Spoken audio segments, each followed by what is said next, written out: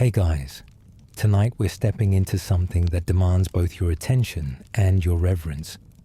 We're walking through a story that stretches across generations, across cotton fields and contraband camps, across auction blocks and reunion advertisements, across the worst that human beings can do to each other and the extraordinary resilience that somehow survived it all. Tonight, we're exploring how black families survived slavery, war, and Reconstruction. You've heard pieces of this story before. You know about the Underground Railroad and Harriet Tubman. You've seen the images in textbooks, the diagrams of slave ships, the sepia photographs of formerly enslaved people. But the reality of what families endured, what they built, what they lost, and what they somehow held on to, is far more complicated, far more heartbreaking, and far more miraculous than any summary can capture. So before you get comfortable, take a moment to like the video and subscribe, but only if you genuinely enjoy what I do here. And let me know in the comments where you're tuning in from tonight. I'm always curious who's joining us across the world as we dig into these stories that deserve to be remembered. Now, dim the lights. Maybe turn on a fan for that soft background hum. Pull a blanket close if you need it. This one's going to take us through some dark places. But I promise there's light on the other side. The same light that kept families holding on through the unimaginable. Let's get curious for a second.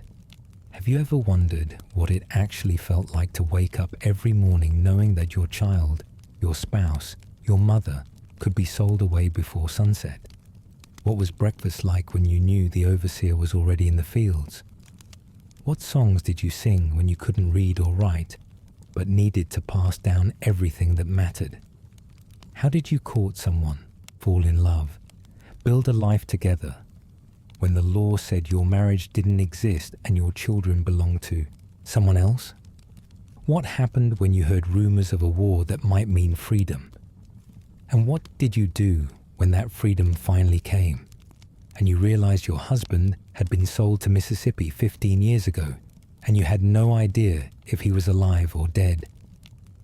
Congratulations. You've just woken up somewhere in the Deep South, in the year 1852, in a one-room cabin with a packed dirt floor, and the horn hasn't blown yet, but you know it will. You know it will any minute now. And the question of whether today is the day your family stays together or gets torn apart is not something you can answer. That question belongs to someone else. Someone who sleeps in a big house you helped build, who eats food you helped grow, who wears clothes you helped make. Your family's survival doesn't depend on your love for each other, though the love is there, fierce and stubborn. Your family's survival depends on the economics of cotton, on the gambling debts of men you've never met, on the health of crops you didn't choose to plant, but you're awake now. And the first thing you notice isn't something you see, it's something you feel. The cold rising up through the floor, seeping through the thin blanket, settling into your bones. Even in the South, mornings before dawn carry a chill that doesn't care about your exhaustion. The cabin walls have gaps where the wind slips through. There's no glass in the window, just a piece of cloth nailed over the opening that flutters with each gust. You can see the stars through a crack in the roof. Someone meant to fix that last month, but there's never time. There's never time for anything except the work. Your children are pressed against you, their small bodies generating the only warmth in the room.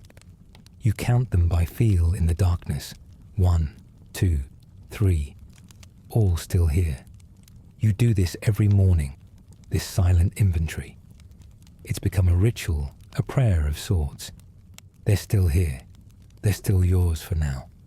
The floor is packed earth, worn, smoothed by years of feet shuffling across it. The walls are rough-hewn logs with mud stuffed between them to block the wind. It works mostly. The cabin measures maybe 16 by 18 feet.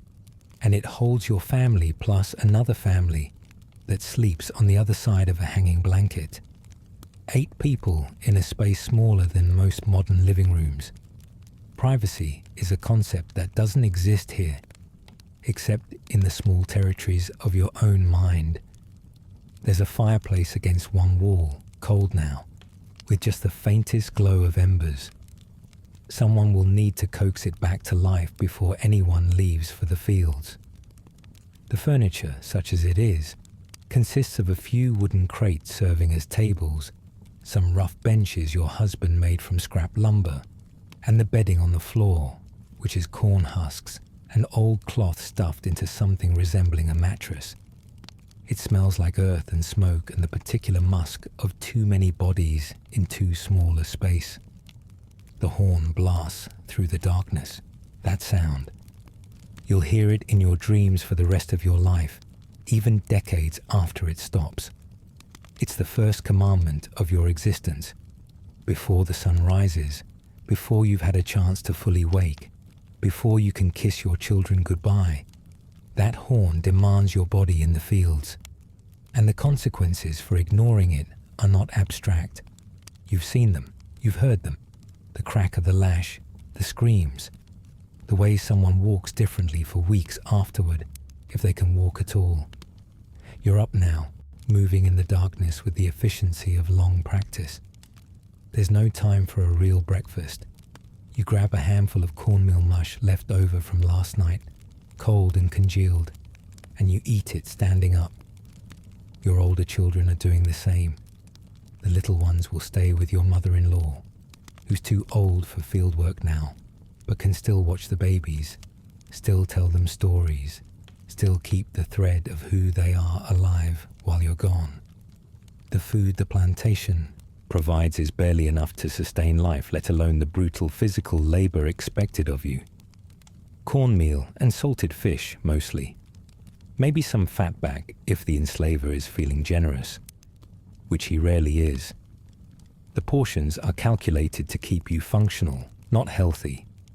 You've learned to supplement, growing vegetables in a small garden patch near the cabin, when you can steal an hour of daylight on Sundays. Collard greens, sweet potatoes, black-eyed peas. Your husband hunts when he can, slipping out after dark to set snares in the woods, coming back with a rabbit or a possum. This is technically forbidden, but hunger is a powerful motivator, and you've gotten good at hiding the evidence. You've also gotten good at reading the overseer's moods, the enslaver's financial situation, the subtle signs that a sale might be coming. When a family gets broken up, it's rarely a surprise to those paying attention.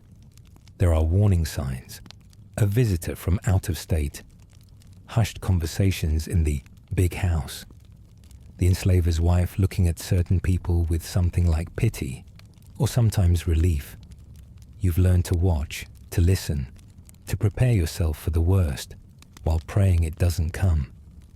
Your husband is already dressed, such as it is. The clothing provided by the plantation is rough Osnaburg fabric, a coarse linen that scratches against the skin. Men get a shirt and trousers. Women get a dress. Maybe 2 sets per year if you're fortunate. Shoes are a luxury, distributed in winter if the enslaver is practical, withheld if he's cheap. The fabric is thick enough to be stifling in summer and nowhere near warm enough for winter. Fashion is a concept from another world. Durability is all that matters, and even that is relative. You've patched these clothes so many times the original fabric is almost a memory. You kiss the little ones, still half asleep, and whisper something in their ears. It's the same thing your mother whispered to you, and her mother to her. Words that have traveled across the Atlantic, through the horror of the Middle Passage, through generations of this peculiar American nightmare. Words that remind them who they are when everything around them insists they're nothing. Remember you are loved. Remember you are somebody. Remember your people. The walk to the fields is silent, mostly. Other families are emerging from other cabins, filing toward the same destination, carrying the same exhaustion. There's a hierarchy here, even among the enslaved.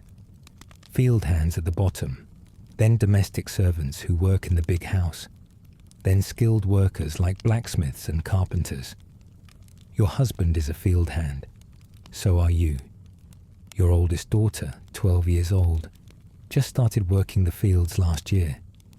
You watched them assign her to a work gang, and something inside you broke in a way that can never be fully repaired.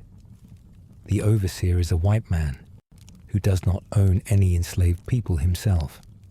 This makes him dangerous in a particular way. He has nothing invested in your well-being.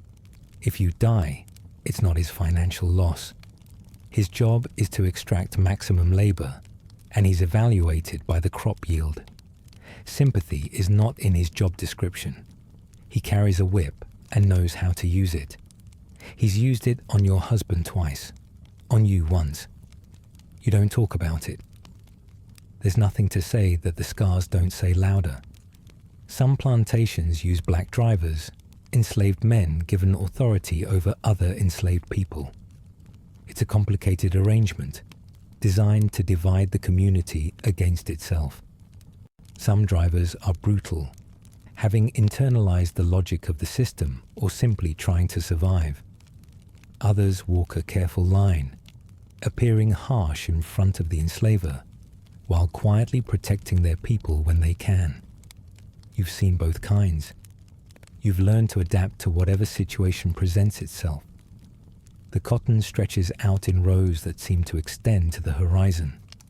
Your job today is the same as yesterday, and the day before, and the day before that. Pick cotton, fill your sack, meet your quota. A good picker is expected to gather around 200 pounds per day. Fall short, and there's punishment. The plant itself is deceptively pretty, white bolls bursting from dried husks, but getting that cotton out tears your hands to shreds. The dried husks have sharp edges that slice your fingertips. By midday, your hands will be bleeding. They always are. The technique matters. You learn to work with both hands simultaneously, your fingers moving with a speed and precision that would impress any factory worker. You learn which bowls are ready and which need another day. You learn to pace yourself, to conserve energy for the long haul, to look busy when the overseer rides past even if you need to rest. These are skills passed down from those who came before, hard-won knowledge about how to survive this particular form of hell. The cotton itself will travel far from this field. It will be ginned and baled and shipped to textile mills in New England and England, where it will become the fabric that clothes the nation and fills the pockets of people who will never know your name. The entire global economy of the mid-19th century runs on cotton, and cotton runs on your labor. You are the foundation of a system that treats you as nothing, that builds its wealth on your back while denying you any share of it. The irony is not lost on you, but there's no time to dwell on it. The quota doesn't care about irony. The sun rises slow, painting the sky in colors you'd find beautiful if you weren't already exhausted, already sweating, already watching the horizon for any sign that the day might end. It won't. Not for hours yet. The task system used in some plantations allows for a set amount of work to be completed, after which your time is your own. But cotton country uses the gang system. Sun up to sun down. No rest until the overseer decides rest is possible. Your body is not your own in any sense of the phrase. You work alongside your husband when the overseer allows it, which isn't often. He prefers to keep couples separated during work, believing it increases efficiency. Or maybe he just enjoys the small cruelty of it. Either way, you steal glances across the rows when you can. A nod, a brief smile. These tiny moments of connection are what keep you human in a system designed to strip your humanity away. The songs help. They always have. Spirituals passed down through generations, blending African rhythms with Christian imagery adopted and transformed into something uniquely yours. Go down, Moses. Swing low, sweet chariot. Wade in the water. The meanings run deeper than the words suggest. Sometimes the songs are prayers. Sometimes they're coded messages about escape routes, about when the patrols will be elsewhere, about which rivers to follow north. The overseers hear hymns. Your people hear instructions. Lunchtime brings a brief respite, maybe 30 minutes to eat whatever you've brought, usually cornbread and maybe a piece of salted fish. You eat in the shade if you can find it, your hands still bleeding, your back already aching. Someone tells a joke, someone else laughs. It feels wrong to laugh here, in the middle of all this, but it also feels necessary. Humor is resistance. Joy is resistance. Refusing to let them take everything from you is the ultimate act of defiance. Your mother-in-law sits on the steps of the cabin, watching the children, telling them stories. She was born in Africa, brought here on a ship when she was younger than your oldest daughter is now. She remembers things, fragments of a life before this, and she passes them down. Words in a language the enslaver doesn't speak. Songs with rhythms from a different continent, the knowledge of where your people came from, which is the knowledge of who you are. This oral tradition is everything. Without written records, without family Bibles, without the paper trail that white families take for granted, memory becomes the only archive. Your mother-in-law is a living library, and everyone knows to listen when she speaks. The children learn other things too, practical lessons for surviving in this world. How to move quietly, how to read white people's moods, how to appear harmless when you're being watched, and how to be yourself when you're not. Which plants in the woods are safe to eat, and which will make you sick. How to treat wounds with what's available, poultices made from herbs that grow near the quarter. How to pray without being seen, and how to celebrate without being heard. These are the survival skills of an oppressed people, refined over generations, passed down like the most valuable inheritance there is. There are other lessons, darker ones, that children learn without being taught, that their bodies can be sold, that their father could disappear and never come back, that the law offers them no protection, that the people who hurt them will face no consequence, that in the eyes of this country they are property, a category of being somewhere between a mule and a piece of furniture. Children figure this out on their own, usually, watching what happens to others. You try to protect them from the full weight of this knowledge as long as you can, but the system doesn't cooperate. The system makes sure everyone knows exactly where they stand. When darkness finally falls, you return to the cabin. Every muscle aches. Your hands are wrapped in cloth strips to protect the cuts and blisters. There's work to be done here too, cooking and cleaning and patching clothes and tending the garden. But this work is different. This work is for your family, not for someone else's profit. There's a dignity in it that the field work lacks. Supper is whatever you've managed to gather. Tonight it's a stew. Vegetables from the garden stretched with water and flavored with a piece of smoked meat your husband traded for last week. It's not much, but you've learned to cook with next to nothing and make it taste like something. The techniques come from Africa and the Caribbean, from generations of making do, from the creativity that scarcity demands. Cornbread cooked in the ashes, greens simmered for hours until they're tender. The fat from whatever animal was available, saved and used to add flavor to everything. This is where the soul food tradition begins, not in celebration, but in survival. After supper, for just a little while, the cabin feels almost like a home.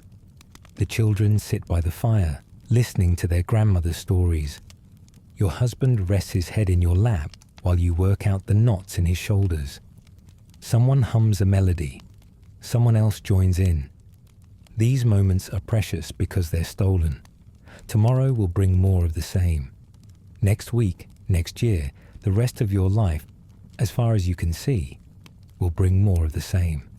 But right now, in this flickering firelight, your family is together. That's everything.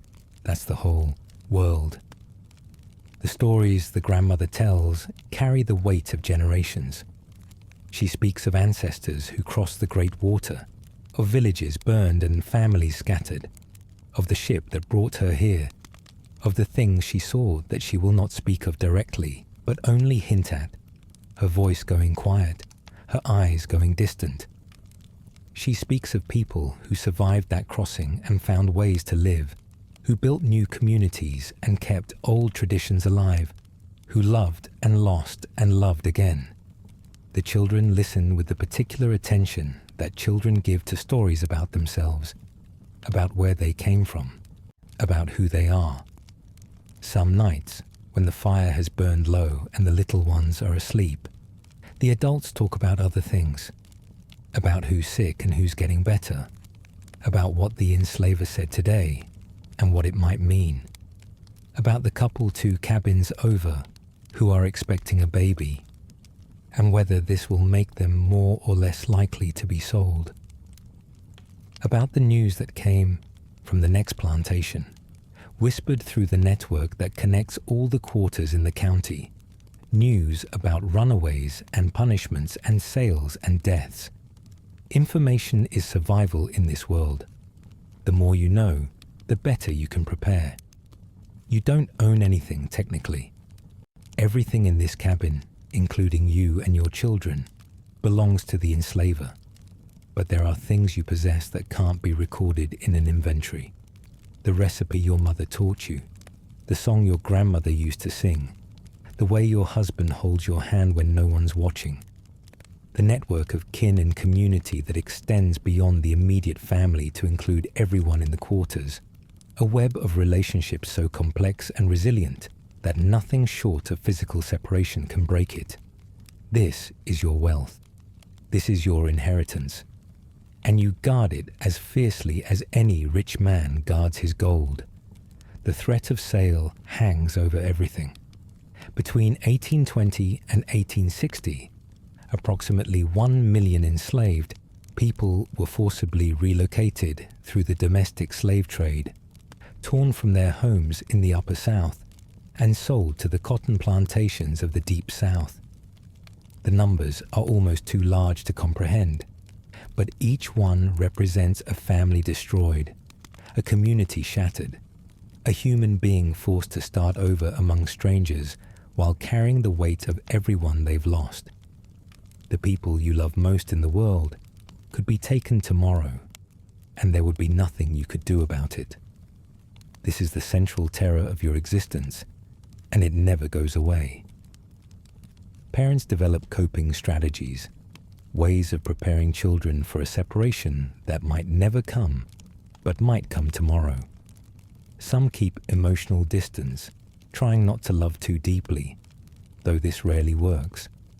Love is stubborn that way. Others do the opposite, loving fiercely and openly, determined to give their children as much warmth as possible while they can.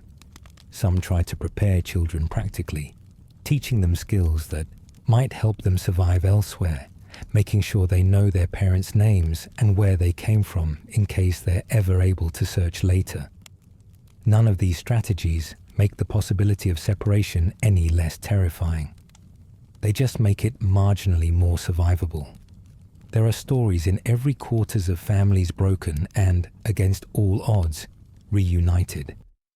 An aunt sold south, who somehow appeared 20 years later, having walked hundreds of miles to find her people. Siblings separated as children, who recognized each other's faces at a church meeting decades later.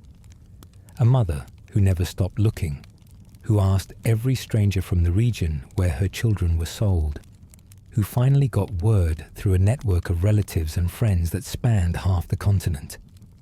These stories keep hope alive. They remind everyone that the system's power, while immense, is not absolute. Family bonds can survive even the worst that this world can throw at them. But there are other stories too. Husbands sold and never seen again. Children who vanished into the endless hunger of the cotton frontier. People who died in coffles on the forced march west, whose bodies were left by the roadside, whose names were never recorded. The system is designed to break these bonds, and often it succeeds. You carry both kinds of stories in your heart, the reunions and the permanent losses, because both are true, and you never know which one will be yours. In the quarters, when people marry, they do so without legal recognition. The law does not acknowledge your union. The enslaver might allow a ceremony, might even provide a special meal. But this is a favor, not a right, and it can be revoked at any moment. Some couples jump the broom, a tradition with murky origins that has become a central ritual of enslaved marriage. Some are married by black preachers who serve the quarters, men who blend Christian scripture with older traditions, who perform ceremonies that have no legal force, but all the spiritual power in the world. The relationship between enslaved people and Christianity is complicated. The enslaver's version of Christianity, the one preached by white ministers, emphasizes obedience and submission. Slaves, obey your masters. This version is a tool of control, designed to make enslavement seem divinely ordained. But enslaved people have always found their own meanings in the Bible. They identify with the Israelites in Egypt, with Moses leading his people to freedom, with the promise that the last shall be first and the oppressed shall be delivered. This liberation theology, developed in whispered prayer meetings and secret gatherings in the woods, transforms Christianity into something the enslaver never intended. It becomes a source of hope, of resistance, of the fierce belief that this suffering is temporary and justice will come. Some planters actually encourage these religious meetings, believing that Christian enslaved people are more docile and less likely to rebel. They are, in a sense, paying for their own subversion. The songs that seem like simple hymns are often coded messages. The prayers that seem to accept earthly bondage are actually prayers for deliverance. The preachers who appear cooperative are often the very people organizing resistance, planning escapes, keeping the flame of hope alive. Religion, like so much else in enslaved communities, operates on multiple levels. There's the version the enslaver sees and the version that actually matters. The family structure that develops under these conditions is remarkable in its flexibility and strength. Because biological parents can be sold away at any time, children often have multiple caregivers who function as family. An aunt might raise you if your mother is sold. The community might collectively parent a child whose parents are both gone. The concept of family expands to include the entire quarters, a network of fictive kin who treat each other as blood relatives. This is not a failure of the nuclear family model. It's an adaptation, a survival strategy, a way of ensuring that no child is ever truly alone no matter what the system does. Grandmothers play a particularly crucial role. Too old for field work, they become the keepers of tradition, the watchers of children, the living memory of the community. They teach the young ones everything that matters. Where the family came from, what names their ancestors carried, which African traditions survived the crossing and which were lost, how to cook, how to heal, how to survive. When a grandmother dies, her knowledge passes to the next generation, who becomes responsible for keeping the chain unbroken.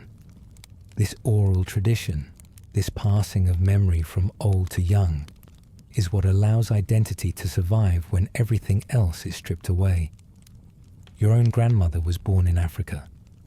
She remembered the crossing, though she rarely spoke of it. When she did, her voice went flat, her eyes distant, and the children knew not to ask questions. What she did share were the good memories, the taste of fruits that don't grow here, the sound of drums at celebrations, the feel of red earth between her toes, the faces of parents she never saw again. These fragments, partial and precious, are your connection to a world before this one. They remind you that your people did not begin in bondage, that there was a before, that somewhere on another continent the descendants of your grandmother's siblings might still be living free. Marriage under slavery carries its own particular weight. You and your husband met at a corn shucking 3 farms over, an event where enslaved people from surrounding plantations gathered for work that was also, quietly, celebration. These gatherings were some of the few opportunities to meet people from beyond your own quarters, to catch up on news from the wider world, to maybe, if fortune smiled, find someone who made your heart beat different. He caught your eye across the pile of corn husks, and something shifted. Courtship happened in the margins of your existence, stolen moments after work, Sunday visits if the enslaver granted passes, messages carried by people traveling between plantations. You learned each other in fragments, in brief conversations and briefer touches, and somehow that was enough to build a love strong enough to survive what came after. When you asked for permission to marry, the enslaver said yes. He saw the advantage in it. Married men are less likely to run. Married women produce children who become his property. Your love was permitted because it served his interests, and you tried not to think about that too much.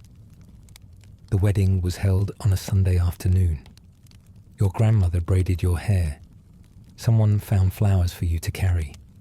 The black preacher spoke words that carried weight even without legal backing. You jumped the broom together, a ritual that symbolized sweeping away the old and entering the new. People gathered to witness. There was food, better than usual, because someone had saved and traded and planned for this day. There was music. There was joy, fierce and defiant, because joy in this place is always an act of resistance. But the shadow hung over everything. Even as you pledged yourselves to each other, you knew the enslaver could separate you tomorrow. Some couples dealt with this by maintaining their vows across distance, visiting when they could, trusting the network of enslaved travelers to carry messages back and forth. These abroad marriages were common, and they made family life even more precarious. If your spouse lived on another plantation, you saw each other on Sundays if the enslavers allowed it. Your children belonged to whichever enslaver owned the mother. The father might be sold away and never see his children again. You were fortunate, or what passes for fortune in this world, in that you and your husband lived on the same plantation. You could see each other every night, even if only for exhausted hours before sleep claimed you. You could raise your children together, even if those children technically belonged to someone else. You could build something resembling a life, brick by careful brick, knowing the whole time that it could be demolished at any moment. Children arrive whether you want them to or not. There's no way to prevent pregnancy that actually works. And even if there were, many enslaved women want children. They want the love, the purpose, the connection to the future that children represent. They want to hold something that is theirs, even though legally it isn't. Motherhood under slavery is a complicated gift, freighted with joy and terror in equal measure. You love these small beings more than you've ever loved anything, and you know that love gives the enslaver power over you. Your children are not just your future, their leverage. The birth itself happens in the cabin, attended by midwives from the quarters who have learned their art from mothers and grandmothers going back generations. Enslaved midwives are often extraordinarily skilled, having delivered hundreds of babies under conditions that would terrify a city doctor. They know herbal remedies to ease pain and speed labor. They know how to handle complications with minimal intervention. They know when to be concerned and when to be reassuring. Maternal mortality is still high because everything about enslaved life is hard on bodies, but these women do the best they can with what they have. For the first few years, you try to keep the children close. Nursing mothers sometimes get slightly reduced workloads, though this varies by enslaver. Young children stay with the grandmother or another designated caretaker while parents work. But by age 5 or 6, children are put to work. Light tasks at first, carrying water to the fields, watching even younger children, running errands. By 10 or 12, they're working alongside adults, bending their small bodies to the same labor that bent yours. Watching your daughter enter the fields was one of the worst days of your life, and there have been many candidates for that title. The years blur together. Cotton seasons come and go. Babies are born. Old people die. Sometimes there's a wedding. Sometimes there's a funeral, though even those are monitored and regulated. Sometimes there's a sale that tears someone from the community, and everyone spends weeks or months or years grieving, wondering, hoping for news that never comes. The auction block is the central horror of enslaved life. If you're ever taken to market, you'll be displayed like livestock. Buyers will examine your teeth, your muscles, your scars. They'll ask about your health, your skills, your temperament. They'll look for signs that you've been whipped, which might indicate rebelliousness. They'll assess whether you're likely to run. The bidding will proceed while you stand there. Your value measured in dollars, your humanity measured at 0. Children will be torn from mothers, husbands from wives. Siblings who have spent their entire lives together will be sold to buyers from different states and never see each other again. The process was designed to humiliate as well as to profit. People were stripped, poked, prodded, discussed as if they were not present, not human, not capable of understanding the degradation to which they were being subjected. Mothers were forced to watch as their children were carried away by strangers. Fathers stood helpless while their families were scattered to the four winds. Young people who had never known anything but their home plantation suddenly found themselves loaded onto wagons or boats, headed toward places whose names they'd never heard, to serve people who saw them only as labor units to be exploited. The journey to a new plantation was itself an ordeal. People were often transported in coffles, groups of enslaved people chained together, marching on foot across hundreds of miles. The Second Middle Passage, historians call it, this massive forced migration from the Upper South to the cotton frontier. Between 1820 and 1860, about 1 million people made this journey, many of them chained, all of them traumatized, most of them leaving behind everything and everyone they had ever known. Some died on the road. Some tried to escape and were caught and beaten. Some simply endured, putting one foot in front of the other, holding onto whatever hope they could find. At the destination, the work of building a new life began. New relationships had to be formed. New communities had to be created. People who had been strangers to each other had to learn to function as kin, to support each other, to build the networks that survival required. It was painful and slow and never complete. The ghosts of the people left behind never quite faded, but human beings are adaptable, and enslaved people adapted, creating new families even as they mourned the old ones, finding new sources of love and connection, even as they carried the weight of all they had lost. The largest slave auctions were spectacles of horror that would haunt everyone involved. In March 1859, an absentee plantation owner named Pierce Butler arranged the sale of 436 enslaved people in Savannah, Georgia, to pay off his gambling debts. The event became known as the Weeping Time, both for the rain that fell during those 2 days and for the tears of those being sold.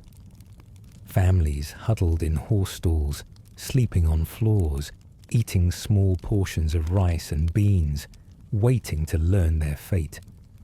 Buyers came from across the South to inspect the merchandise. The sale netted over $300,000. Infants were sold from their mother's arms. Couples who had been together for decades were separated in an afternoon. The trauma of those 2 days echoed through generations. And yet, people survived. That's the part that somehow gets lost in the horror. People survived and continued to love each other, to form new families, to rebuild what had been destroyed. A man sold away from his wife in Virginia might find himself in Alabama, might eventually form a new relationship there, might have children he'd raise with as much devotion as the ones he was forced to leave behind. A woman separated from her mother might become a mother to other children in the quarters, might recreate the community she lost, might forge new bonds that were just as real as the ones that were broken. The resilience is almost incomprehensible. It's also undeniable. What kept people going? Many things. Faith that deliverance would come, if not in this life, then the next. Love for those who remained, and determination to be there for them. The stubborn human refusal to be destroyed. And hope. Hope that the system would somehow end. Hope that the children would know freedom even if the parents didn't. Hope that somewhere, on the other side of this nightmare, there was a life waiting to be lived. The resistance that sustained families took many forms. Some of it was dramatic and dangerous. Escapes to the north, poisonings of abusive enslavers, outright rebellions that shook the planter class to its core. But most resistance was quieter, woven into the fabric of daily life, working slowly, breaking tools, feigning illness or incompetence, stealing food that your labor had produced in the first place. These small acts of defiance, individually insignificant, collectively represented an ongoing war of attrition against the system. Women developed their own forms of resistance. Some used their access to the big house, to the enslaver's kitchen and laundry, to gather information, to steal supplies, to pass messages between plantations. Some practiced birth control or abortion, refusing to bring more children into bondage. Some protected their children through deception, teaching them to appear compliant in the presence of white people while maintaining their true selves in the privacy of the quarters. Motherhood itself became a form of resistance when mothers insisted on raising their children with dignity, with knowledge of their worth, with the tools to survive, and perhaps one day to escape. The underground networks that would later be romanticized as the Underground Railroad were real, though less organized than popular imagination suggests. There was no single system, no unified command, but rather a web of relationships connecting enslaved people, free black people, sympathetic white people, and others willing to help fugitives reach freedom. Some routes ran north toward Canada. Others ran south toward Florida and the Seminole territories, or toward Mexico, where slavery was illegal.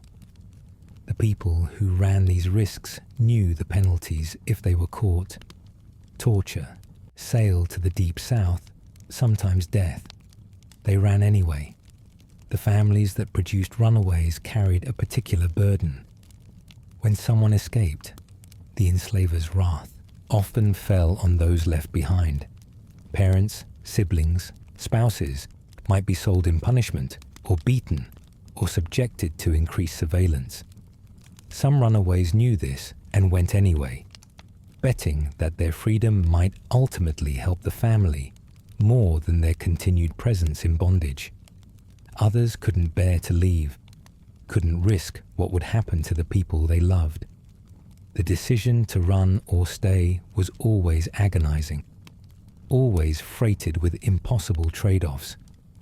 For the vast majority who never attempted escape, survival depended on building and maintaining community within the constraints of the system. The quarters developed their own social structures, their own systems of justice and mutual aid, their own ways of caring for the sick, the elderly, the orphaned. When someone died, the community gathered to mourn, to sing, to send the departed soul on its journey.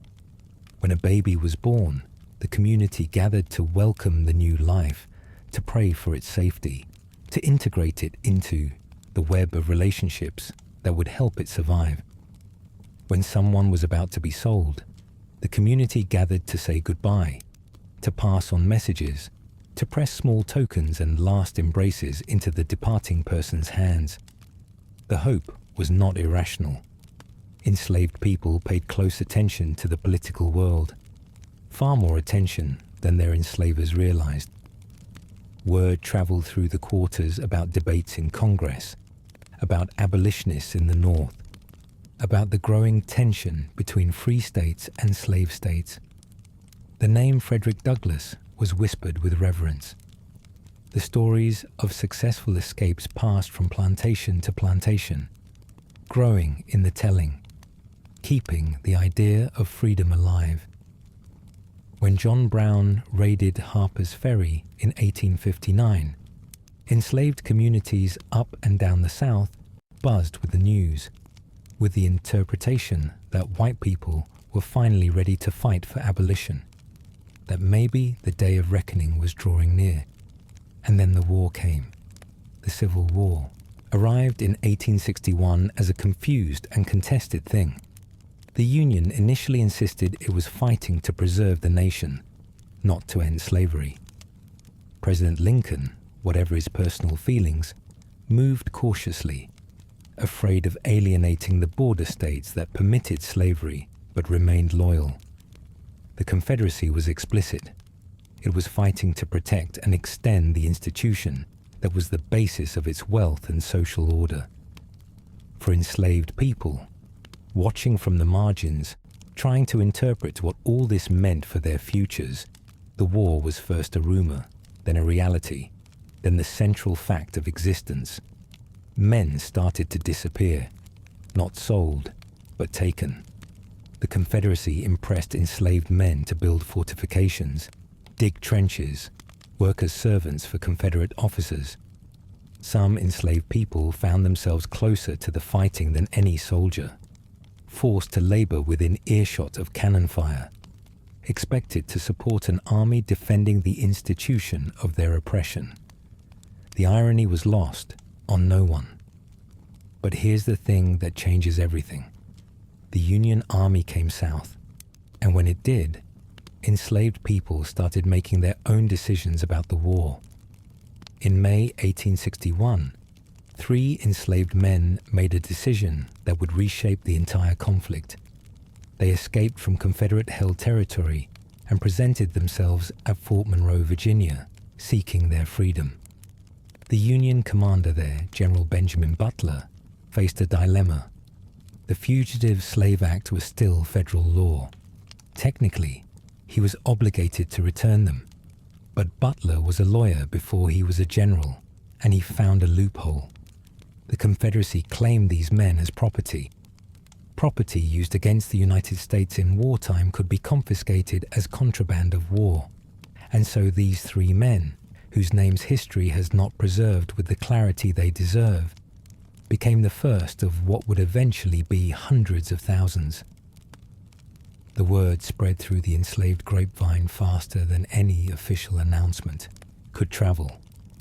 Fort Monroe became known as Freedom's Fortress. Within days, more people arrived. Within weeks, hundreds. Within months, the trickle became a flood. Enslaved people across the South began making their way toward Union lines, toward rumors of freedom, toward the chance to seize for themselves what the country had denied them for generations. This was not passive waiting for liberation. This was active self-emancipation. Families weighed the risks, which were enormous. Getting caught meant punishment, possibly death. The journey might mean traveling through swamps, across rivers, through territory crawling with Confederate patrols. Children would slow you down. The elderly might not survive the trip, but people went anyway. They went in ones and twos. They went in whole family groups. They went carrying babies and leading grandparents and supporting the sick. They went because staying was no longer bearable, because the chance of freedom, however slim, was worth any risk. The contraband camps that sprang up around Union positions were chaotic, crowded, and often desperately inadequate. The army had not planned for this. Nobody had imagined that enslaved people would arrive in such numbers, would vote with their feet for their own liberation before the government had fully decided whether to offer it. Estimates suggest that more than 200 camps were established during the war, with over 800,000 African Americans passing through them at some point. The conditions varied enormously. Some camps had sturdy housing, schools, medical care. Others were barely more than muddy fields where refugees huddled under whatever shelter they could construct. Disease was rampant. Smallpox, typhoid, pneumonia swept through the crowded quarters. The food was often insufficient. The clothing was whatever refugees had brought with them or could scavenge. Yet people came anyway, because even a dangerous, disease-ridden contraband camp was better than slavery. Even uncertainty was better than the certainty of bondage. Even the possibility of death was better than a living death that stretched out to the horizon. The camps that formed had their own social structures, emerging organically from the needs of the people who lived there. Committees formed to address grievances, to allocate housing, to organize work. Churches sprang up almost immediately, tents and lean-tos that served as places of worship, led by preachers who had fled with their congregations or who emerged from among the refugees themselves. The familiar rhythms of religious life provided comfort and continuity in the midst of chaos. Sunday services were held even when bullets flew nearby. Prayer meetings continued even when disease claimed lives daily. Faith was the one thing refugees had brought with them that couldn't be lost to hunger or weather or violence. The relationships between refugees and the Union Army were complicated. The army provided protection, but it also made demands. Men were expected to work, often at tasks little better than the labor they had done in slavery. Families were sometimes separated as the army moved men to different locations. There were cases of abuse, of soldiers taking advantage of their power over people who had no recourse. The army chaplains and freedmen's aid societies tried to mediate, to ensure that refugees were treated fairly, but their power was limited. Freedom, it turned out, was not a simple thing. It had to be negotiated, defined, defended at every turn. Families faced impossible choices. A young man might have the strength to make the journey alone. But what about his aging mother? What about his pregnant wife? What about the children too young to walk far? Some families split up, sending the strongest ahead with the hope that others could follow later. Some refused to separate, traveling together despite the added danger. Some made it intact. Some were torn apart by the journey, by Confederate patrols, by the chaos of war. The contraband camps were full of people searching for relatives who had taken different routes, who had been captured, who had simply vanished in the fog of war. Women carried particularly heavy burdens. They traveled while pregnant, gave birth in camps, nursed infants through epidemics. They cooked and cleaned and did laundry for the Union Army in exchange for rations and protection. They worked on abandoned plantations, cultivating the same cotton and rice they had cultivated as enslaved people, but now theoretically for wages, theoretically for themselves. The work was still backbreaking. The conditions were still harsh. But the meaning had changed. That made all the difference. Children in the contraband camps experienced a strange mix of danger and possibility. Many had never known anything but slavery. Now they found themselves in a bewildering new world, where the rules were different, where black people could speak openly about freedom, where teachers from the North opened schools and handed out primers. The American Missionary Association and other organizations sent hundreds of teachers, mostly white women from northern states, to establish schools in the camps. Some of the first black teachers also emerged from this effort, including Mary Peake, who began teaching at Fort Monroe under a large oak tree that would later be called the Emancipation Oak. Learning to read was revolutionary. Under slavery, literacy had been forbidden in most southern states, punished severely, understood as dangerous precisely because it was powerful. Now, in the shadow of war, people who had been denied education their entire lives sat in improvised classrooms learning their letters. Children and adults studied side by side. Grandmothers who had spent 60 years in bondage learned to write their own names. The hunger for education was almost physical. People understood that literacy meant access to information, meant the ability to communicate across distances, meant weapons against the system that had tried to keep them ignorant. The men in the camps faced their own pressures. Initially, the Union Army used them primarily as laborers. They dug fortifications, buried the dead, cooked meals, drove wagons. The work was essential but inglorious. And it was not what many of them wanted. They wanted to fight. They wanted to pick up rifles and point them at the Confederacy. They wanted to be part of the war that would determine whether their people would be free. For the first 2 years of the war, the Lincoln administration resisted. The idea of arming black men was controversial in the North, offensive to the border states, and seemed to many white Americans a step too far. But the war was going badly. The Union needed soldiers, and the black men in the contraband camps and the free black men in the North kept volunteering, kept pressing, kept making it clear that they were ready and willing to fight for their own liberation. The Emancipation Proclamation, issued on January 1st, 1863, changed everything. It declared that all enslaved people in Confederate-held territory were free. It did not touch slavery in the border states. It had no immediate practical effect in areas the Union did not control. But it transformed the meaning of the war. Now the Union was fighting explicitly for freedom. And now, officially, black men could enlist in the United States Army. The recruitment began immediately. Frederick Douglass, the great abolitionist who had himself escaped slavery, became a recruiting agent, urging black men to seize this opportunity. His own sons, Charles and Lewis, joined the 54th Massachusetts Infantry, one of the first black regiments raised in the North.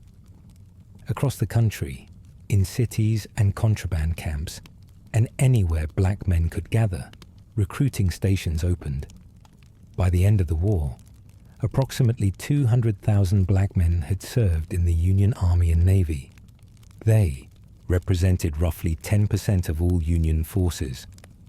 They fought in over 40 major engagements and hundreds of smaller actions. They earned 16 Medals of Honor. They helped win the war. For families in the contraband camps, The decision of a husband or father or son to enlist was both terrifying and hopeful. The army offered pay, though black soldiers were initially paid less than white soldiers, a discrimination they protested vigorously and eventually overturned.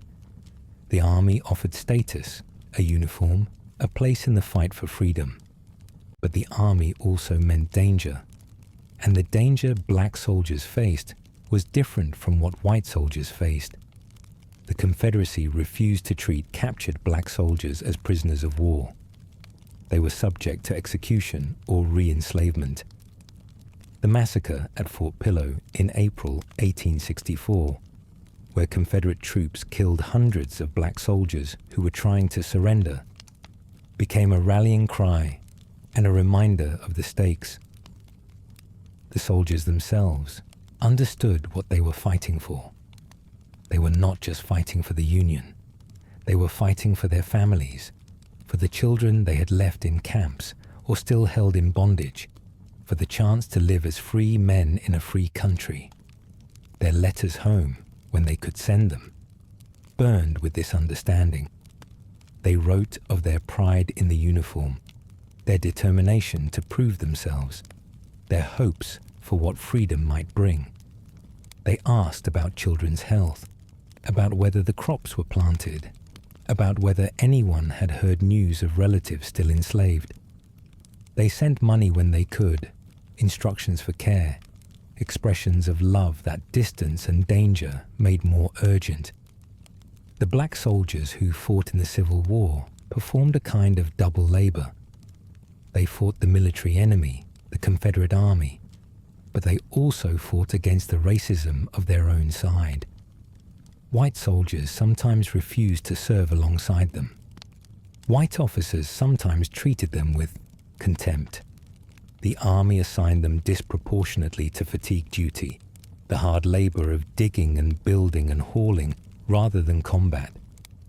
They had to prove their worth again and again. In battle after battle, their courage questioned in ways white soldiers never was. And they did prove it.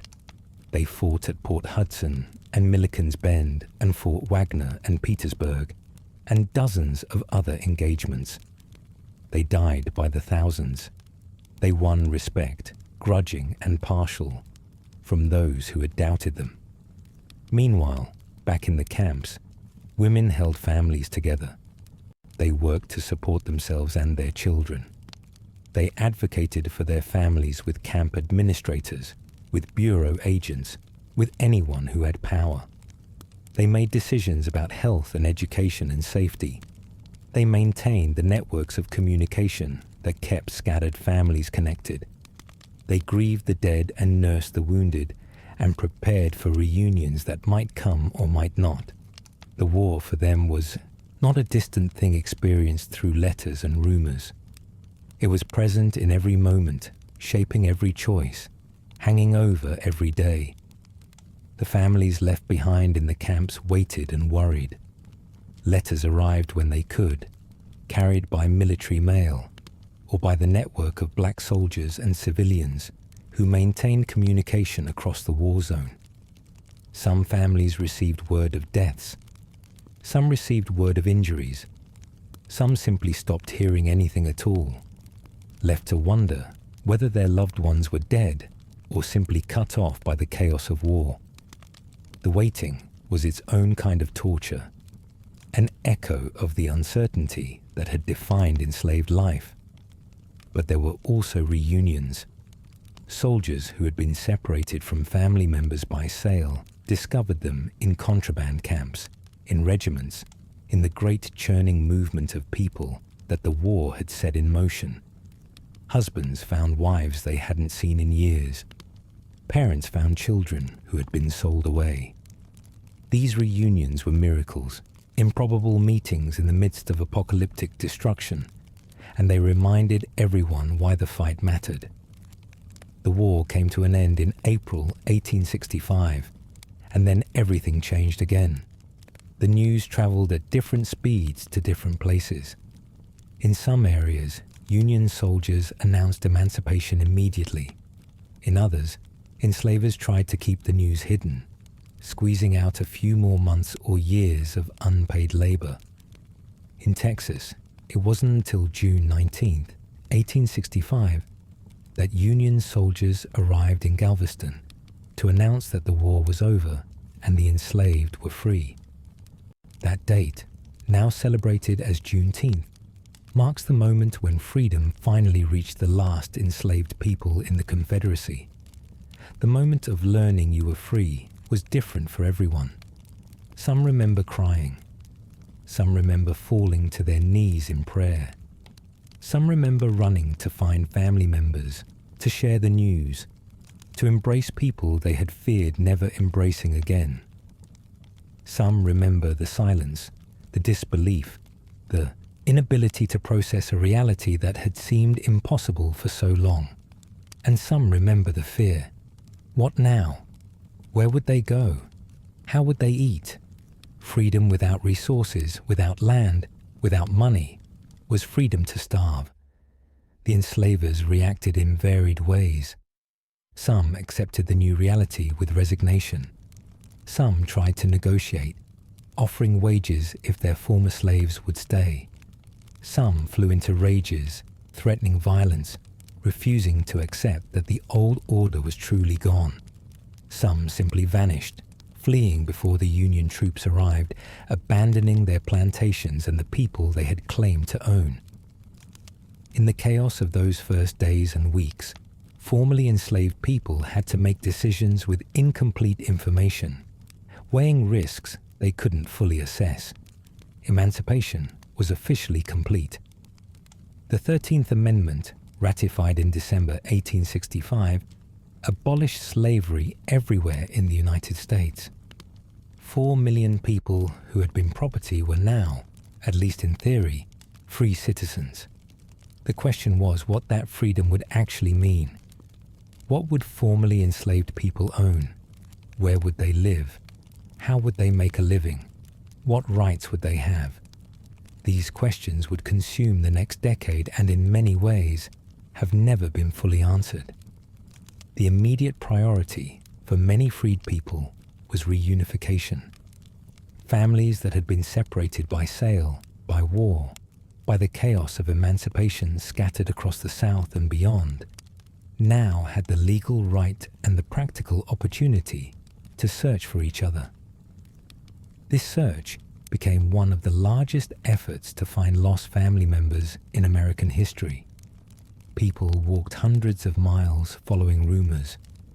They placed advertisements in newspapers describing relatives they hadn't seen in decades, listing the names of enslavers, describing birthmarks and scars, hoping against hope that someone who knew something would see the notice and respond. The Freedmen's Bureau, established by Congress in 1865 to help formerly enslaved people transition to freedom, played a crucial role in these reunification efforts. Bureau agents recorded information about separated families, helped people trace relatives, sometimes facilitated actual reunions. The Bureau also documented marriages, creating legal records for unions that had never been officially recognized. Marriage certificates from this period often note that a couple had been together for years before the war, had been separated by sale, and had now found each other again. These documents are heartbreaking in their matter-of-fact recitation of horrors survived.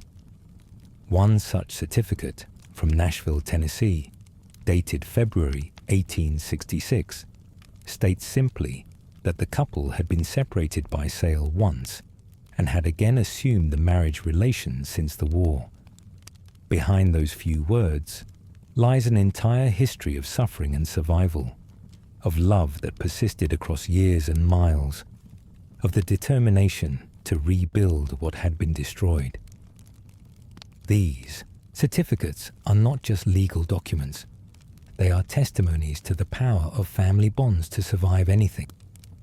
The Bureau's reach was limited, its agents often overwhelmed, its resources never adequate to the scale of the need. But it represented something unprecedented, a federal agency dedicated, at least in part, to helping black people. For the first time, formerly enslaved people had somewhere to turn when they were cheated by employers, when their children were illegally apprenticed to former enslavers, when they needed help locating family members. The Bureau wasn't perfect. Many of its agents were racist, dismissive, or simply incompetent, but its existence mattered. It represented a commitment, however temporary and incomplete, to the idea that black people were citizens deserving of the government's protection. Newspapers became crucial tools in the search. The Christian Recorder, published by the African Methodist Episcopal Church, carried hundreds of advertisements from people seeking lost relatives. Other papers did the same. The advertisements are a literature of loss and longing. A mother seeks the children who were taken from her in Virginia and sold to Mississippi. A man looks for his wife and daughter, last seen in Georgia in 1854. A woman searches for her brother, sold away when they were both children, described by the scar on his left hand and the way he smiled. Most of these searches probably failed. The system had scattered people across 1,000 miles, had changed their names, had erased their records. But some succeeded, and those successes kept hope alive for everyone else. The language of these advertisements is heartbreaking in its precision. People described the relatives they sought with every detail they could remember: height, complexion, scars, birthmarks, the way they walked, the sound of their voice. They listed the names of former enslavers, the locations where they had last seen their loved ones, the years when separations had occurred. Some advertisements ran for years, placed again and again, the searcher refusing to give up hope. Some included pleas for anyone with information to come forward, promises of rewards for news, expressions of desperation that still resonate across the centuries. The searches took many forms. Some people walked, literally walked, across states, following rumors and leads. Some hired others to search on their behalf. Some wrote letters to Freedmen's Bureau offices across the South, asking agents to look for particular individuals. Some asked preachers to announce their searches from pulpits, hoping that someone in the congregation might have news. Churches became clearinghouses for information, places where people gathered not just to worship, but to share what they knew about who was where, who had been found, who was still missing. The search for family was also a search for legal recognition. Under slavery, marriages between enslaved people had no legal standing. Now, freed people rushed to formalize their unions, to have their marriages recognized by law, to ensure that their children were legitimate heirs. Freedmen's Bureau agents performed thousands of marriage ceremonies. Some couples who had been together for decades, who had raised children and grandchildren together, stood before officials and took vows as if they were newlyweds. In a sense, they were. For the first time, their love had legal protection. But legal recognition didn't guarantee stability. The war had disrupted everything. Many freed people were displaced, far from the places where they had lived as slaves, far from the relatives and communities that had sustained them. Some tried to return to the plantations where they had been enslaved, hoping to find family members still there, hoping to work land they knew. Others refused to go back, unwilling to face the places and people associated with their bondage. The patterns of movement during Reconstruction are complex, driven by economics, by family ties, by the search for safety, by the simple human desire to start fresh. The economic situation was desperate. Freed people had been freed without property, without capital, without the tools needed to build independent lives. The promise of 40 acres and a mule, famously offered by General William Sherman in a wartime order, was largely revoked after Lincoln's assassination. Most freed people had nothing but their labor to offer. Many ended up in arrangements that looked uncomfortably like slavery. Sharecropping, where they worked land owned by whites and paid a share of the crop as rent. Or wage labor on plantations, where they did the same work they had done before, for wages that were often inadequate, cheated, or simply not paid. The land represented everything. Land meant independence. Land meant the ability to grow your own food, to build your own house, to live without being subject to the whims of a white employer. The desire for land burned in the Swadense hearts of freed people, and some achieved it. Through incredible sacrifice, through pooling resources with extended family and community members, through working multiple jobs and saving every penny. Some freed people managed to purchase small plots. These plots became the foundation for families that would endure for generations. Land passed from parents to children to grandchildren, a foothold of security in a hostile world. But the forces arrayed against black land ownership were formidable.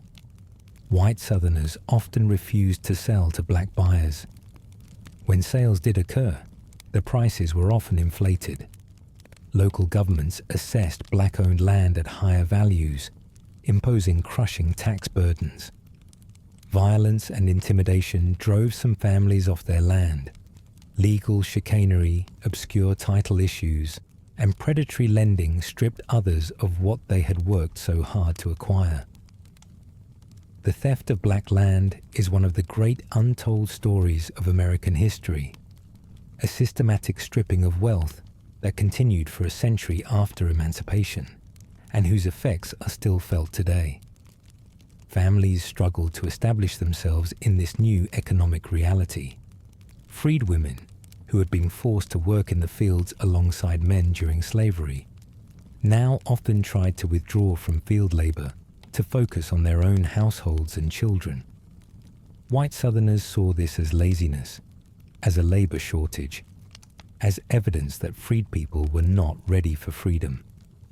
What it actually represented was an assertion of dignity, a determination to live as other women lived, to care for families rather than enrich former enslavers. Of course, economic necessity often forced women back into wage work, but the desire for the option, for the choice, was itself significant. Children, too, were contested. Under slavery, children had belonged to the enslaver. Now they belonged to their parents, but the adjustment was not always smooth. Some former enslavers tried to retain control of black children through apprenticeship laws, claiming that the children's parents were unable to care for them, binding children to work for their former masters until adulthood. The Freedmen's Bureau fought many of these arrangements, returning children to their families, but the battles were exhausting and not always successful. Education remained a priority. The schools that had started in the contraband camps expanded across the South. The Freedmen's Bureau helped establish and fund schools. Missionary societies sent teachers. Freed people themselves contributed money, labor, and land to build schools for their children. Attendance was often remarkable. Children who worked in fields during the day studied by candlelight at night. Adults who had been denied education for their entire lives crowded into classrooms. The belief that education was the path to full citizenship, to economic independence, to a better life, was universal and intense. The teachers who came south, many of them white women from New England, encountered a hunger for learning unlike anything they had ever seen. Students arrived before dawn and stayed after dark. They practiced letters by tracing them in the dirt when they couldn't afford paper. They recited lessons while working in fields. The elderly learned alongside the young, grandparents sitting next to grandchildren, everyone determined to master the skills that had been forbidden to them for so long. The obstacles were enormous. Buildings were inadequate. often just churches or abandoned barns pressed into service. Supplies were scarce. Textbooks were outdated or non-existent. White Southerners, resentful of black education, sometimes threatened teachers, burned schools, drove communities away from the project of learning. But the schools persisted. Communities rebuilt what had been destroyed. Teachers who were driven out were replaced by others. The commitment was unshakable because the stakes were understood. Education meant the ability to read contracts, to avoid being cheated, to understand the law. Education meant the ability to communicate across distances, to write and receive letters, to participate in the literate world from which slavery had excluded them. Education meant possibility. Churches became central institutions in freed people's communities. Under slavery, religious gatherings had been monitored, controlled, sometimes forbidden. Now, black churches proliferated. Independent institutions led by black preachers, serving as centers of community life. Churches were where people married, where they buried their dead, where they gathered for political meetings, where they organized mutual aid societies, where they celebrated and mourned and supported each other. The black church tradition that would become so central to African American life solidified during Reconstruction. The family structures that emerged from slavery were diverse and resilient. Some families had remained intact despite everything. Couples who had married young and stayed together through decades of bondage, raising children and grandchildren. Others were patchwork creations, combining people who had found each other in the chaos of war, taking in orphans, creating new kinship networks to replace those that had been destroyed. The extended family remained crucial. Grandparents, aunts, uncles, cousins, and fictive kin all played roles in raising children, supporting households, maintaining community bonds. For families that had been separated, reunion was sometimes possible and sometimes not. A man who had been sold away in his 20s might return to find that his wife had remarried, believing him dead. A woman might locate children she hadn't seen in years, now grown, perhaps with families of their own, perhaps barely remembering her. These reunions were not always simple.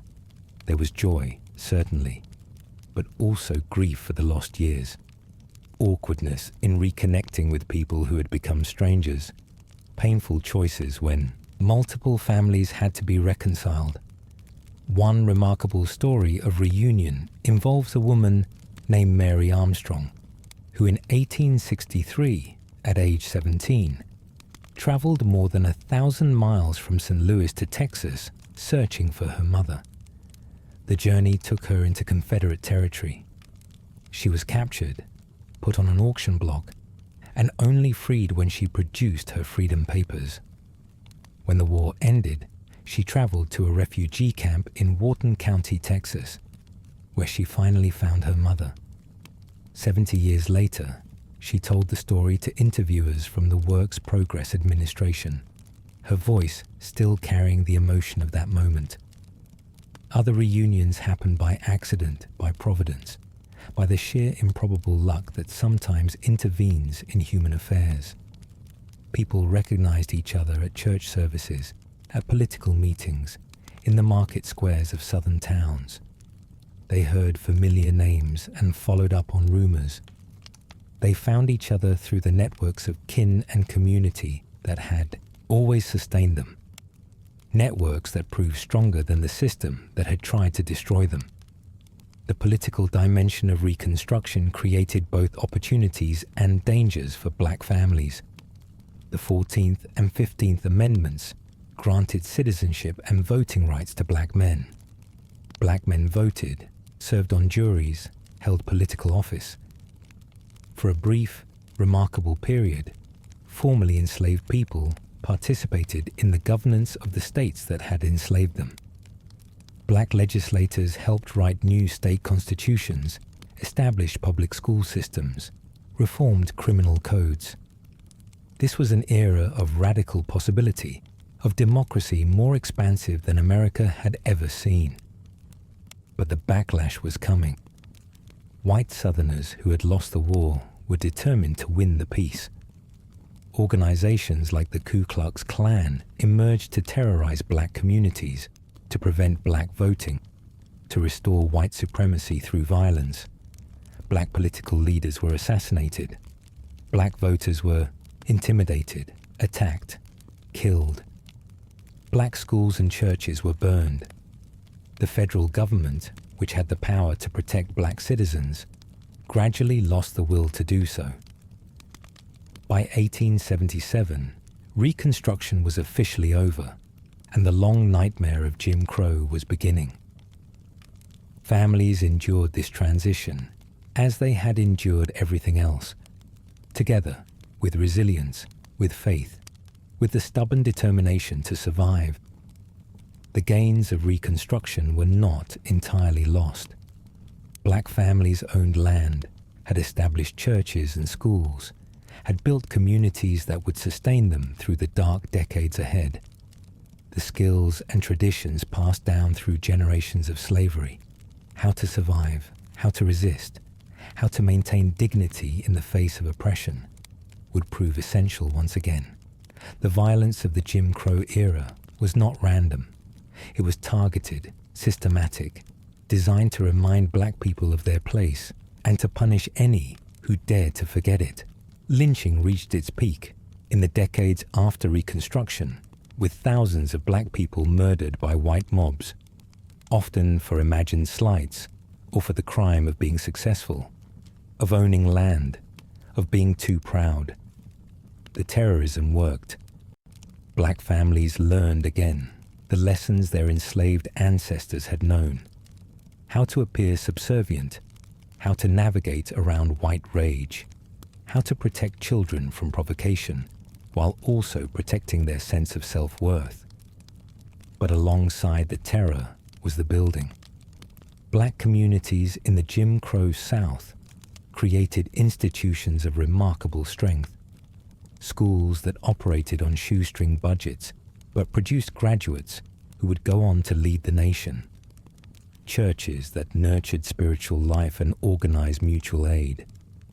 Businesses that served black customers when white businesses would not or would only serve them with humiliation. Professional associations, fraternal organizations, women's clubs, all the infrastructure of community life developed in the shadow of segregation, allowing black people to maintain dignity and hope even when the law and the culture said they were less than human. The transition from Reconstruction to what came after was not sudden but gradual, a slow suffocation of the possibilities that had briefly flickered to life. By the late 1870s, federal troops had withdrawn from the South. The Freedmen's Bureau had been dismantled. The Supreme Court had begun the long process of hollowing out the constitutional amendments that were supposed to guarantee black citizenship. And white Southerners, having lost the war, were winning the peace through a campaign of terror and legal manipulation that would define the next century.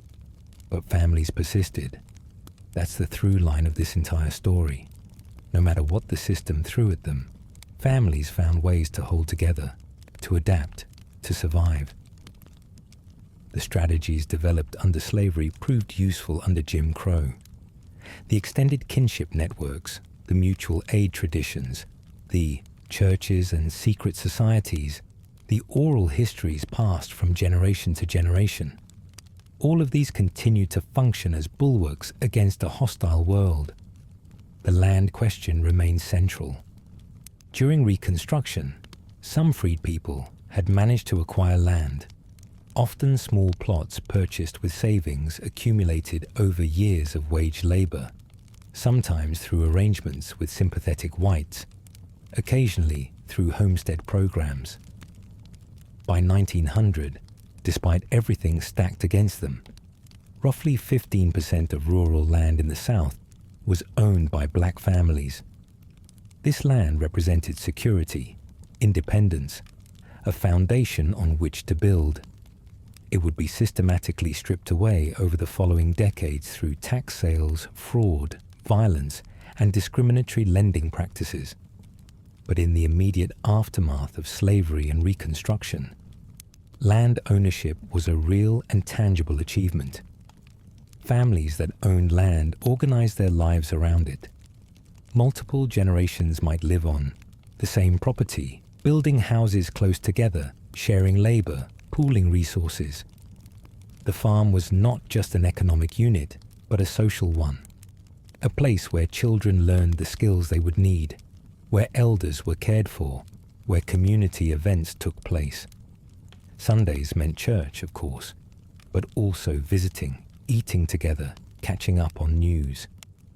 The isolation of rural life was mitigated by these dense networks of kin and neighbor, people who could be relied upon in times of need. For families without land, the options were more limited. Sharecropping became the dominant form of agricultural labor for black Southerners. Under this system, a family would work a plot of land owned by someone else, typically a white landowner, and pay a portion of the crop, often half, as rent.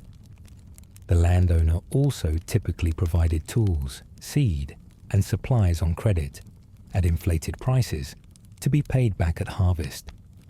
The result was a cycle of debt that was almost impossible to escape. A bad crop, year, a low cotton price, a dispute with the landowner over the accounting, and the family ended the year owing more than they had earned. The next year's crop was already mortgaged before it was planted. This was not slavery, but it was not freedom either. Sharecropping families had more autonomy than enslaved people had enjoyed. They made their own decisions about daily life, about how to organize their labor, about how to raise their children. But they were trapped in an economic system designed to extract their labor while keeping them perpetually impoverished. And the system was backed by violence. Black sharecroppers who challenged their landlords, who demanded fair accounting, who tried to leave without settling their debts, faced beatings, imprisonment, or worse. The settling of accounts at the end of each year was a moment of particular vulnerability. The landlord controlled the books, calculated the debts, determined how much was owed for seed and supplies and rent. Sharecroppers, many of whom couldn't read or do complex arithmetic, had little recourse if the numbers didn't add up. The system was designed to keep them in debt year after year, working land they would never own, building wealth for people who contributed nothing but capital and legal title. Some families escaped the cycle through extraordinary discipline, through fortunate circumstances, through the help of kin networks that pooled resources. Some sharecroppers managed to accumulate enough to buy their own land. These successes, though rare, proved that escape was possible. They became examples, sources of hope, evidence that the system could be beaten. But for every family that made it out, dozens remained trapped, their labor enriching others while they stayed poor. Women's roles within these families were complex. The ideology of the period said that women should be in the home, focused on domestic duties and child rearing. But economic necessity often made this impossible. Black women worked in fields alongside their husbands, especially during planting and harvest seasons. They also did domestic work for white families, cooking, cleaning, doing laundry, caring for white children. This work was poorly paid and often demeaning, but it brought in cash that sharecropping rarely provided. Many black families survived because women's wages supplemented the uncertain returns from agriculture. Children worked too, as they always had. By age 6 or 7, children were expected to contribute to the household, caring for younger siblings, tending gardens, helping with chores. By 10 or 12, they were working in the fields, picking cotton or harvesting tobacco. missing school during the busy seasons, if they attended school at all. The tension between education and economic necessity was constant. Families that valued education, and most did, had to balance the long-term benefits of schooling against the immediate need for children's labor. The schools themselves were precarious. Public education for black children in the South was deliberately underfunded, a policy that would continue well into the 20th century. Black schools received a fraction of the resources given to white schools. Teachers were paid less, buildings were worse, supplies were scarcer. Many black communities supplemented public funding with their own contributions, building schoolhouses with donated labor, paying teachers with money raised through church collections and community events. The commitment to education was remarkable given the obstacles. Churches remained the center of community life. The black church had emerged from slavery as an independent institution, free from white control, led by black preachers who answered to their congregations rather than to white authorities.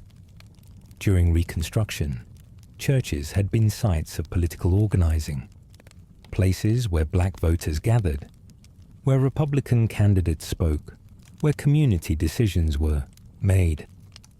After Reconstruction ended, the overt political role diminished as black political participation was suppressed, but churches continued to serve as mutual aid societies, social clubs, centers of cultural life. The rhythms of church, Sunday services, Wednesday prayer meetings, revivals, funerals, weddings, structured the week and the year.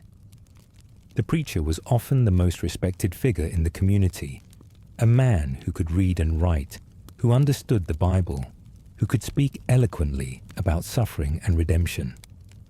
Preachers provided counsel to families in crisis. They mediated disputes. They connected their congregations to the wider world, to news from other communities, to ideas about how to live and survive. The sermon on Sunday morning was not just religious instruction. It was community building, a weekly affirmation that this people, these families, mattered in the eyes of God, even when they didn't matter in the eyes of the law. Women's work in the church was essential, though often unacknowledged. Women organized the suppers and the revivals, kept the church clean, taught Sunday school, raised money for building funds and missionary work. The church was one of the few spaces where black women could exercise leadership, even if that leadership was usually behind the scenes. The mothers of the church, elder women whose wisdom and experience commanded respect, wielded real influence over community affairs. They were consulted on marriages, on disputes, on matters of family and morality. Their blessing mattered. The traditions that had developed under slavery continued to evolve. Music remained central. The spirituals that had sustained people in bondage gave way to new forms. Gospel music, blues, eventually jazz and rhythm and blues and soul. Each generation reinterpreted the musical heritage, drawing on African roots and American experience, creating sounds that express the full range of black life: sorrow and joy, protest and celebration, individual expression and collective identity. Family gatherings were occasions for music, for the passing down of songs from one generation to the next. The blues, which emerged in the decades after emancipation, carried the weight of that history. The 12-bar structure, the bent notes, the call and response patterns, all had roots in the field hollers and work songs of slavery. But the blues was also something new, an individual expression of individual pain and pleasure, a music that spoke to the particular conditions of black life in the Jim Crow South. A man might sing about lost love, about hard work, about the long road ahead, and everyone who heard him would understand that he was also singing about something larger, about a people's journey through suffering towards something better. Gospel music kept the sacred traditions alive while transforming them. The spirituals that had been whispered in secret meetings during slavery could now be sung in the open in churches that were owned and operated by black congregations. The music grew louder, more exuberant, more openly joyful.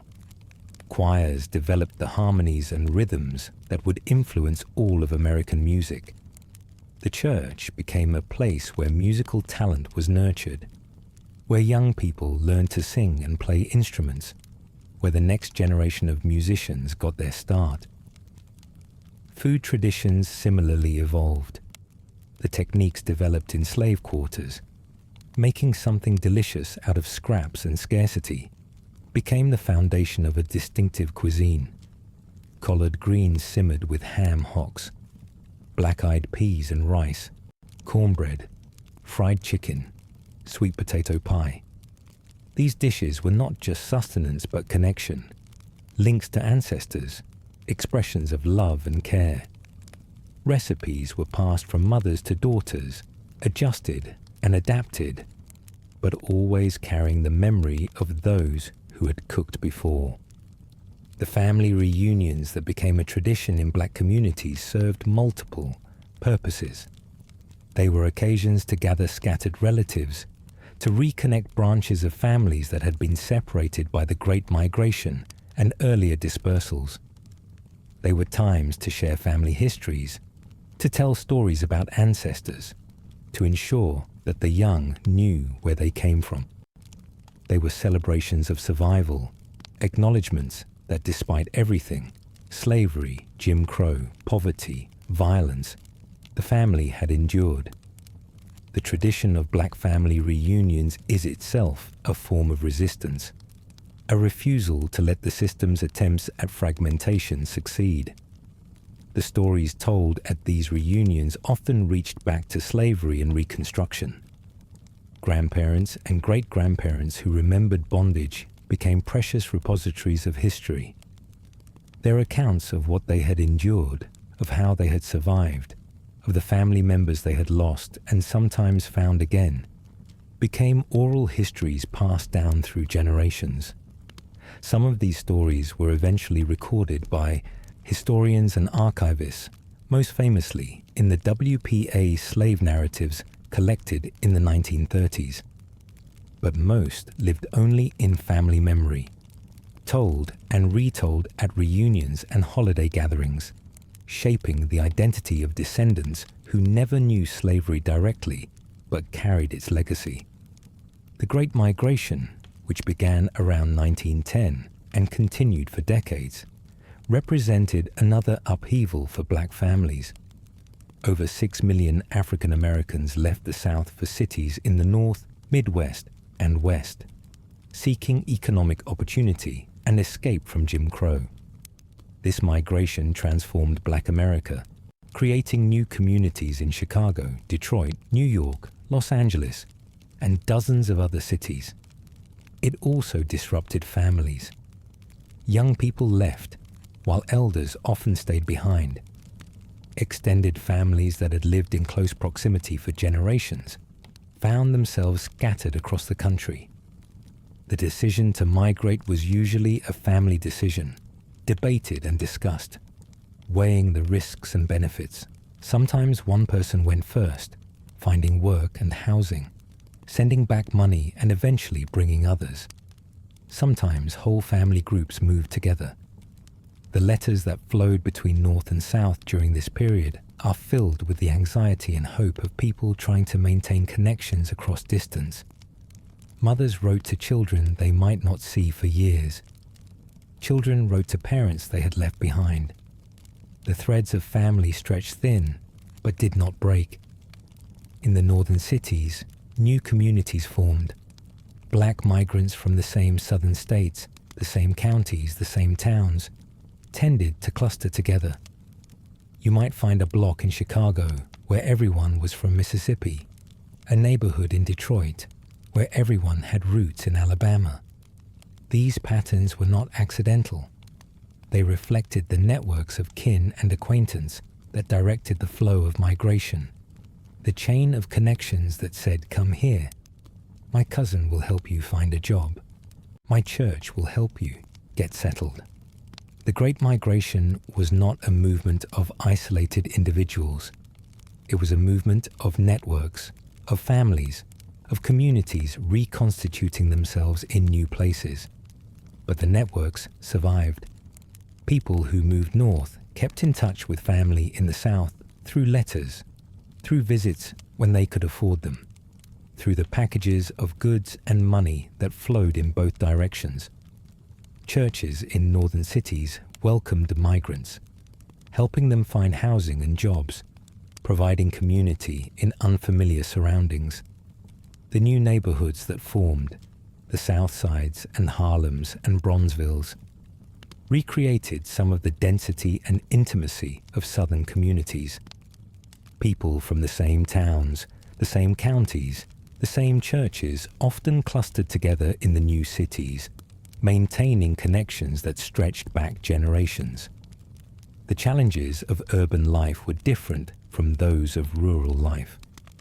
Jobs in factories and stockyards and domestic service replaced agricultural labor. Tenement housing replaced sharecropper cabins. The pace of life was faster, the anonymity greater, the dangers different. Families had to adapt to new circumstances while maintaining the values and traditions that had sustained them. Some succeeded brilliantly, establishing themselves in the middle class, sending children to college, building wealth and stability. Others struggled, caught in cycles of poverty that proved as difficult to escape in northern cities as they had been in the southern countryside. The neighborhoods that formed became worlds unto themselves. Bronzeville in Chicago, Harlem in New York, Paradise Valley in Detroit. These communities had their own newspapers, their own businesses, their own cultural institutions, jazz clubs and barbershops, churches and mutual aid societies, beauty parlors and funeral homes all served the community and kept money circulating within it.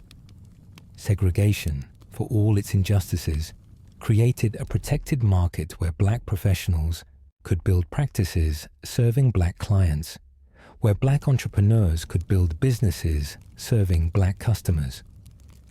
The housing was often inadequate, crammed into areas that whites had abandoned or deliberately segregated through restrictive covenants and discriminatory lending. Overcrowding bred disease. Poverty bred crime. The police, who in the South had often been the enforcers of white supremacy, were little better in the North, but people made lives in these neighborhoods. They raised children, celebrated holidays, marked milestones.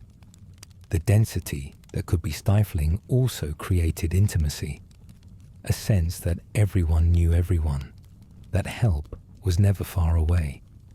Through it all, the family remained the fundamental unit of survival. However family was defined, nuclear or extended, biological or chosen, it was within these networks that people found support, identity, meaning. The strategies developed under slavery, the flexibility and resilience that had allowed families to survive, bondage and war and Reconstruction, continued to serve as the foundation of black life in America. The work of maintaining family across distances required constant effort. Letters traveled back and forth between North and South, between cities and rural communities, carrying news of births and deaths, of jobs found and lost, of money sent and received. Photographs became precious objects, images of people you might not see for years, propped on mantles and carried in wallets, reminders of the connections that geography couldn't erase. Train tickets for holiday visits were saved for and purchased. The reunions at Christmas and Easter occasions for joy, and for the renewal of bonds that time and distance might otherwise weaken. The food at these gatherings carried the weight of history. The ham or turkey at the center of the table, surrounded by dishes that had been prepared the same way for generations. The sweet potato pie made from a recipe that came from a grandmother who had been enslaved, who had learned to make something beautiful out of the scraps the plantation provided. The collard greens, the cornbread, the macaroni and cheese. Each dish a connection to ancestors, a way of saying we are still here, we remember, we carry forward what they gave us.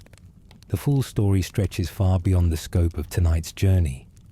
From Reconstruction to Jim Crow, to the Great Migration, to the Civil Rights Movement, to the present day. The history of black families in America is a continuous narrative of struggle and survival, of systems designed to destroy and people who refuse to be destroyed. The shadow of slavery and its aftermath still falls across the present. The wealth disparities, the educational disparities, the health disparities, the criminal justice disparities, all of these can be traced back to decisions made during slavery and Reconstruction, to opportunities denied and doors closed, to the accumulated weight of centuries. But the resilience is also continuous. The family bonds forged in slave quarters and contraband camps and Reconstruction communities remain strong. The traditions passed down through generations, the music, the food, the faith, the stories, continue to sustain and inspire. The determination that kept people searching for lost relatives after the Civil War, that built schools and churches out of nothing, that refused to accept the limits that white supremacy tried to impose, is still alive in the descendants of those who survived. So here you are, drifting towards sleep on the far side of this journey. You've traveled from the slave quarters of 1852 through the chaos of war, through the hope and heartbreak of Reconstruction, through the long centuries of aftermath. You've seen families torn apart and families reunited. You've seen people who had nothing build something. You've seen traditions preserved against all odds and communities sustained through the worst that history could offer. The people you've walked beside tonight were not symbols or statistics. They were human beings who loved and feared and hoped and grieved. They woke each morning not knowing if their families would still be intact by nightfall. They made impossible choices and lived with the consequences. They found joy in the margins of suffering and built meaning in the shadow of oppression. They survived slavery. They survived war. They survived the betrayal of Reconstruction's promises. And their descendants are still here, still carrying forward everything that couldn't be sold or stolen or destroyed. Their individual stories, mostly unrecorded, make up the collective story of a people who refuse to be destroyed. A mother who taught her children their worth even as the law said they were worthless.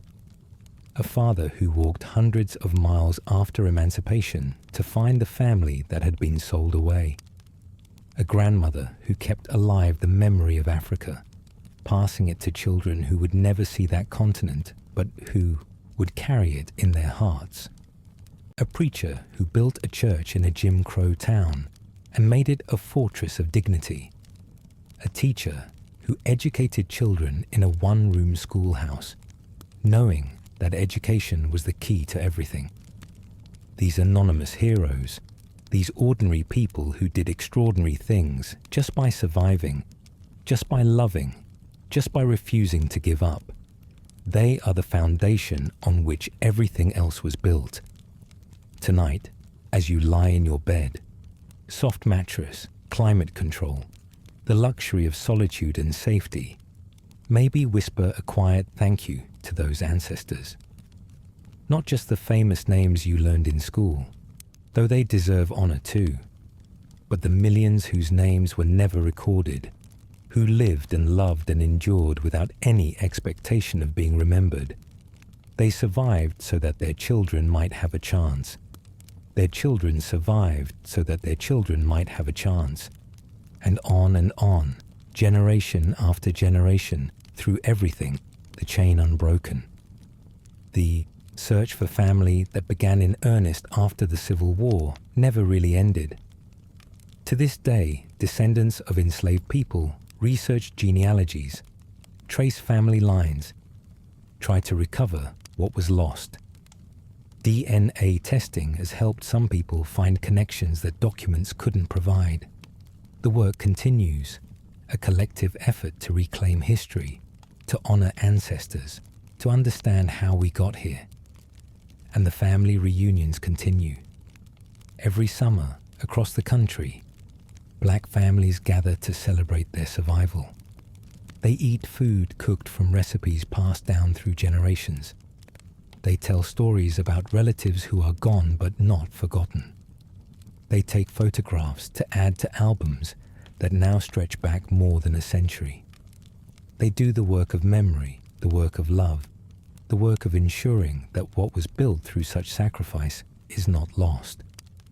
There's a particular kind of courage in loving someone, when that love can be used against you, when the people you cherish can be taken at any moment, when the system is designed to break every bond you form. Enslaved people loved anyway. They married knowing their marriages had no legal protection. They had children knowing those children could be sold. They built communities knowing those communities could be scattered. The courage of that love, the defiance of it, is almost impossible to comprehend from the safety of the present. But we can honor it. We can remember it. We can try to understand what it meant and what it cost and what it produced. The families that survived slavery, war, and Reconstruction did not just endure. They transmitted something precious across generations: knowledge, tradition, identity, hope. The children of bondage became the parents of freedom, and their descendants carry forward a heritage that no bill of sale could erase. Every family that survived the ordeal of slavery passed something to the next generation. Not wealth, for that had been systematically extracted. Not legal status, for that had been denied. But something harder to name and harder to destroy. A way of being in the world. A knowledge of how to love fiercely in circumstances designed to make love impossible. A capacity for hope that persisted even when hope seemed irrational. A commitment to community that had been forged in the quarters and tested by separation and sustained through everything that came after. The descendants of enslaved people carry this heritage whether they know it or not. It lives in the family traditions passed down without explanation, in the foods cooked from recipes no one wrote down, in the songs that echo across generations, in the names given to children to honor ancestors whose full stories may never be recovered. It lives in the resilience that families have shown in the face of every obstacle America has put in their path. It lives in the love that has persisted across centuries, unbroken despite everything. And it lives in the act of remembering itself. When descendants trace genealogies, searching for the names of ancestors who were recorded only as property, they are doing more than historical research. They are reclaiming what was taken. They are saying that these people mattered, that their lives had meaning, that they deserved to be remembered as individuals, and not just as statistics in the ledgers of the slave trade. The work of memory is itself an act of love, a continuation of the bonds that enslavers tried so hard to break. Close your eyes now. Let the weight of this history settle around you like a blanket. Think of the people who came before, who suffered so that others might live, who hoped so fiercely for a future they would never see. Their courage echoes still in every fight for justice, in every refusal to accept what is as what must be, in every family that gathers to remember where they came from and to imagine where they might go. The horn that woke enslaved people before dawn no longer sounds. The auction blocks have been torn down. The chains have been broken. But the struggle for true freedom, for full equality, for the realization of all those deferred dreams continues. The families that survived what we've explored tonight are still surviving, still thriving, still building. Their story is not finished. It's still being written by their descendants and by all of us who share this country and this history. Sleep well tonight. Rest in the knowledge that you carry within you the capacity for the same resilience, the same love, the same determination that carried people through the darkest chapters of American history. May your dreams be touched by the spirits of those who came before, who ran so that you might rest, who endured so that you might flourish. The legacy of what you've heard tonight continues to unfold. The descendants of those who survived slavery and Reconstruction are doctors and lawyers, teachers and artists, activists and entrepreneurs. They carry forward the traditions that sustained their ancestors, the food, the music, the faith, the commitment to family and community. They also carry forward the ongoing struggle for full equality, for the promises of freedom that were made during Reconstruction and then betrayed, for the rights that are still contested and defended and expanded with each generation. History is not just the past. It lives in the present, shaping what is possible, influencing what we see and don't see, defining the challenges we face and the resources we have to meet them. The families that survived slavery, war, and Reconstruction are still surviving. Their story is still being written. And understanding that story, feeling it, knowing it in your bones, is part of how we move forward together. They ran so that you could rest. They survived so that you might live. And their love, unbroken across centuries, holds us still. Good night.